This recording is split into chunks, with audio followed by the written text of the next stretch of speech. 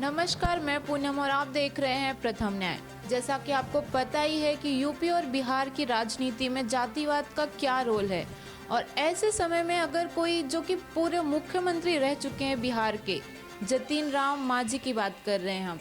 उनका स्टेटमेंट आपने सुना ही होगा, नहीं सुना होगा तो आगे आपको देखने को मिल जाएगा।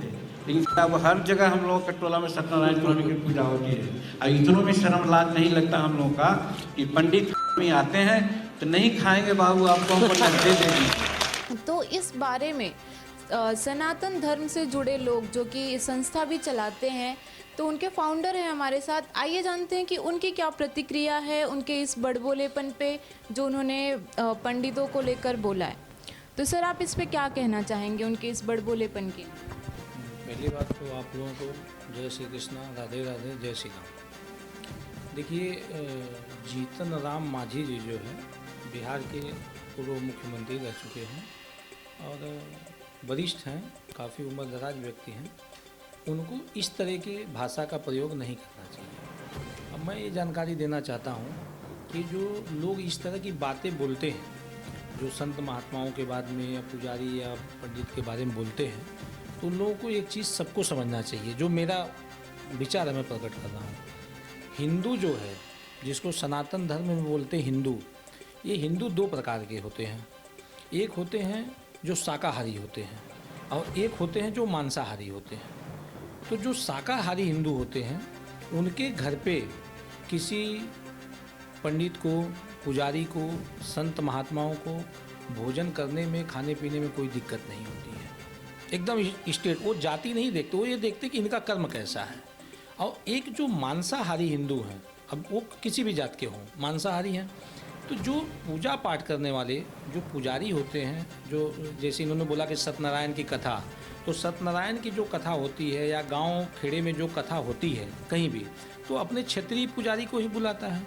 और क्षेत्रीय पुजारियों को, क्षेत्रीय पंडितों को ये मालूम रहता है कि इस क्षेत्र में कौन आदमी कैसा है, किसके घर में मटन मीट मछली दारू खाते पीते, किसके नहीं खाते। तो वो देखिए संत हैं, पुजारी हैं या पंडित हैं, वो नहीं खाते पीते, तो ऐसे लोगों के घर पे वो खाना पसंद नहीं करते हैं। अब उस चीज़ को जाति से जोड़ देना ये गलत है। मैं चाहता हूँ कि जो जिसे शेड्यूल कास्ट के हो गए, चाहे कोई ओबीसी हो गए या कोई भी हो गए, चाहे ब्राह्मण ही हो गए, अगर कोई ब्राह्मण के घर में भी, मैं बोलता हूँ एक गांव में जैसे अगर मान लीजिए कि एक 50 घर ब्राह्मण हैं, अगर उसमें 10 घर ब्राह्मण, अगर मान लीजिए ऐसा अगर है जो मीट मछली दारू खाने पीने वाले हैं, तो उसी गांव के अगर ब्राह्मण पूजा कराने वाला, तो ब्राह्मण के घर पे भी खाना नहीं खाएगा, मुझे ये मालूम है। क्योंकि वो ब्राह्मण जाति से नहीं, वो उनके व्यवहार से, उनको कैसा चाहिए, वो खाना कहाँ खाएंगे, भोजन कहाँ करेंगे, जहाँ उनको जिसकी रसोई शुद्ध शाकाहारी बनता हो, घर में बनता। अब उसमें ये लोग ये जाति से जोड़ के देखते हैं संत महात्माओं को भोजन कराने के लिए कि वो भोजन नहीं करते हैं, जातिवाद करते हैं। इस बात को मैं गलत मानता हूँ। मैं ये मानता हूँ कि चाहे हिंदू समाज में या सनातन धर्म में कोई भी बिरादरी है, अगर उसके घर के किचन में मांस मछली नहीं बनता है, मुर्गा नहीं बनता है। अब ये लोग, आप जैसे मैं एक छोटा सा उदाहरण दे रहा हूँ, समझो एक जात का कसाई होता है, क्या जीतन राम मांझी को बोलेंगे उनके घर पे जाकर के खाना खाने को तो खाएंगे? वो बोलेंगे अरे नहीं, मैं उसके घर पे नहीं खाऊंगा। अब उसको एक चढ़ा बढ़ा करके जाति का रूप दे देना और अलग तरीके से लोग राजकरण करते हैं, जो एकदम बहुत ही ओछी राजनीति जिसको बोले, और इसी तरह से लोग जाति पाति में बढ़ते जा रहे हैं। ये नेता लोगों की ही देन है, ऐसे नेताओं की, कि मतलब वो जाति पाति में सबको बांट रहे हैं, जो कि ये पूरी तरह से गलत है। और एक बात मैं बोलना चाहता हूँ कि जीतन राम मांझी जी ने जो ये अपना बयान दिया है, इसे सार्वजनिक रूप से पूरे सनातन धर्म प्रेमियों से, सभी संत महात्माओं को जो दुख पहुंचाया है, उसके ऊपर उन्हें माफ़ी मांगना चाहिए पूरे समाज से। जानना चाहेंगे कि आपका जो फाउंडेशन है सत्य सनातन धर्म, तो क्या कुछ काम और करने वाले हैं, क्या आगे के प्लान्स हैं आपके? देखिए, हमारा जो श्री राधे कृष्ण सनातन धर्म फाउंडेशन है, अभी हम जनवरी में वापस एक हमने इको गाड़ी एम्बुलेंस लिया है, जो कि नवी मुंबई, बेलापुर, समझ लीजिए तलोजा MIDC के लिए, ये क्षेत्र के लिए हमने एक और छोटा वाला एम्बुलेंस लिया है। एक बड़ा एम्बुलेंस अभी हमने ओपनिंग किया था, वो आज समाज सेवा में लगा हुआ है।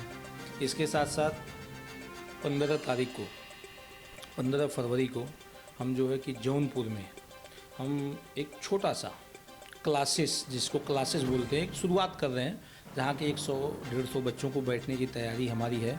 उस ग्राम सभा के जहाँ हमारा मंदिर और गौशाला और विद्यालय का निर्माण हो रहा है, तो हम वहाँ एक छोटा सा मंदिर पहले शुरुआत, और एक ये जो है विद्यालय, जो कि उसमें क्लासेस हम चालू करेंगे। जो उस गांव के ज़रूरतमंद बच्चे हैं उनको फ्री में क्लासेस कराएंगे। उसके आगे जैसे हमारा विद्यालय का कार्य चालू हो जाएगा, बनेगा, तो इसे बड़े लेवल पे धीरे धीरे करते जाएंगे।